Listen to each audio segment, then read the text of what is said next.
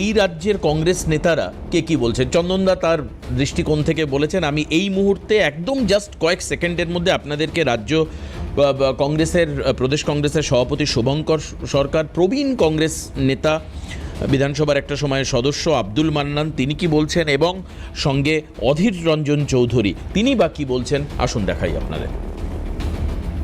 উপর ভিত্তি করে কি মন্তব্য করবো? হোক তারপর তখন দেখা যাবে। মানবেন?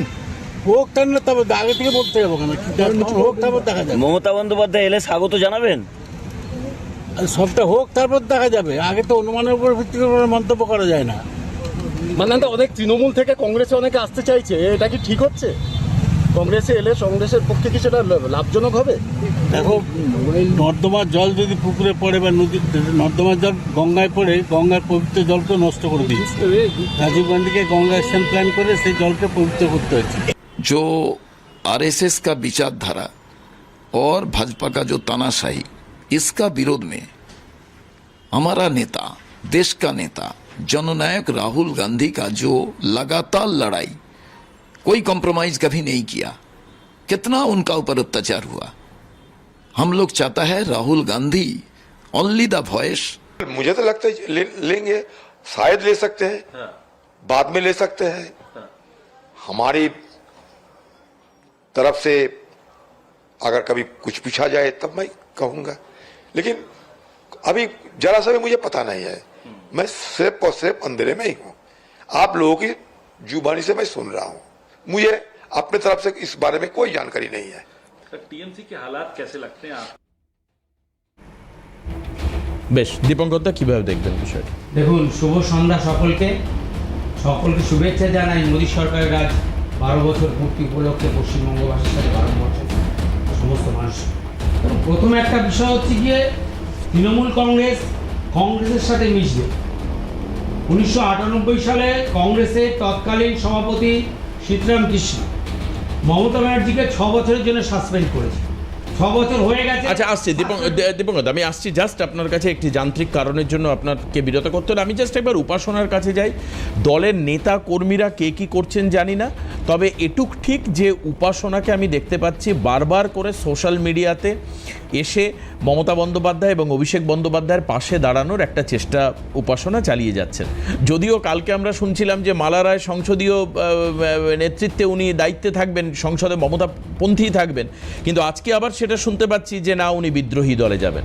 মানে একেবারে মানে জায়গাটা এতটাই পিচ্ছিল, কে কোথায় যাবেন বুঝতে পারছেন না। পাশাপাশি সায়নী ঘোষ, যার উপর মমতা বন্দ্যোপাধ্যায় নিজে আস্থা রেখেছিলেন, ওনাকে তো প্রেসিডেন্ট মানে যুবর প্রেসিডেন্ট পদ থেকে সরাননি আমার যা মনে হয়। পরে যে কমিটি ভেঙে দেওয়ার পর আবার নতুন করে কমিটি হলো, সেই সায়নী ঘোষও কালকে রাত পর্যন্ত আমরা শুনলাম যে সায়নী ঘোষ মমতার পন্থীতেই থাকবেন, কিন্তু আজ আবার শুনতে পাচ্ছি না, পিছলে গেছেন।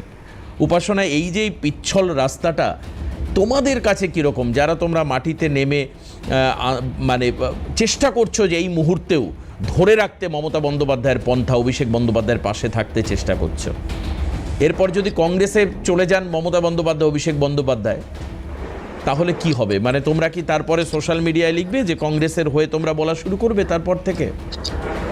দেখুন, অনেক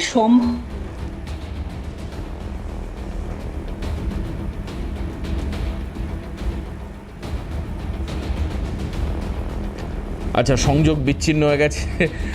মানে আমাদেরও অবস্থা এরকম, একবার বিজেপি একবার তৃণমূলেই করতে হচ্ছে। দীপঙ্করদার কাছে আবার আছে। দীপঙ্করদা, আপনার টপিক। দেখুন, শুভ সন্ধ্যায় সকলকে। মোদী সরকারের 12 বছর পূর্তি উপলক্ষে সকলকে শুভেচ্ছা জানাই। যে কথাটা বলা যে 1998 সালে তৎকালীন কংগ্রেসের সভাপতি সীতারাম কেশরী মমতা ব্যানার্জিকে 6 বছরের জন্য সাসপেন্ড করেছিল। 6 বছর উঠে গেছে। মমতা ব্যানার্জি কংগ্রেসের সাথে যেতে পারেন, কংগ্রেসে মিশে যেতে পারেন, কংগ্রেসের শাখা হয়ে থাকতে পারেন, কংগ্রেসের পদ নিতে পারেন, সেটা নিয়ে ভারতীয় জনতা পার্টির কোনো আগ্রহ নেই। একটা বিষয়ে আগ্রহ আছে, এই চোর ফ্যাসাক চিটিংবাজরা বাংলা থেকে মুক্ত হয়েছে। এই বাংলাকে শুদ্ধ করার জন্য যে সমস্ত মানুষরা, যে সমস্ত জনপ্রতিনিধিরা প্রকৃত বিরোধিতায় কংগ্রেসের, তৃণমূল কংগ্রেসের যেখানেই থাকুক না কেন, গণতন্ত্রকে বাঁচিয়ে রাখার জন্য বিরোধিতা করুক, তাতে বিজেপির কিছু যায় আসে না। কিন্তু আমাদের একটা বিষয় থাকবে যে কংগ্রেসের যে সমস্ত কর্মীরা তৃণমূলের হার মানতে দ্বারা মৃত্যু হলো, স্বর্গীয় ফুলচাঁদ শেখের আত্মার শান্তি কি পাবে এই তৃণমূল কংগ্রেসে মিশে গেলে?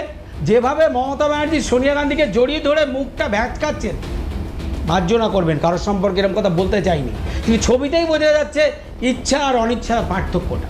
ফলে স্বাভাবিকভাবে কংগ্রেসই তার দায়বদ্ধতা নেবে।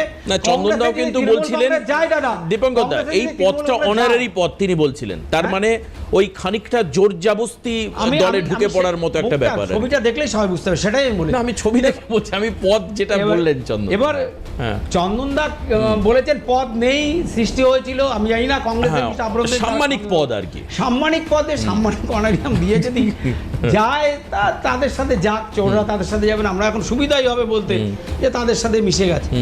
আমাদের তৃতীয় যে বিষয়, দ্বিতীয় পয়েন্টটা বলছিলাম যে ফুলচাঁদ শেখরা কি মেনে নিতে পারবে। তৃতীয় যে বিষয়টা, সত্যি দীর্ঘদিন ধরে আপনি ছোটোবেলা থেকে, আমিও ছোটোবেলা থেকে যে রাজনীতি থাকুন আর আপনি সমাজবাদে থাকেন, একটা জিনিস দেখে সিপিএমের আমল থেকে বামপন্থীরা আমাদের কেন্দ্র রাজ্য কেন্দ্র বঞ্চনা, কেন্দ্র দিচ্ছে না, কেন্দ্র বঞ্চনা, কেন্দ্র বঞ্চনা, কেন্দ্র বঞ্চনা। শুনিস বিগত 15 বছরে আমরা সেটাই দেখলাম, কেন্দ্র বঞ্চনা, কেন্দ্র বঞ্চনা, কেন্দ্র বঞ্চনা।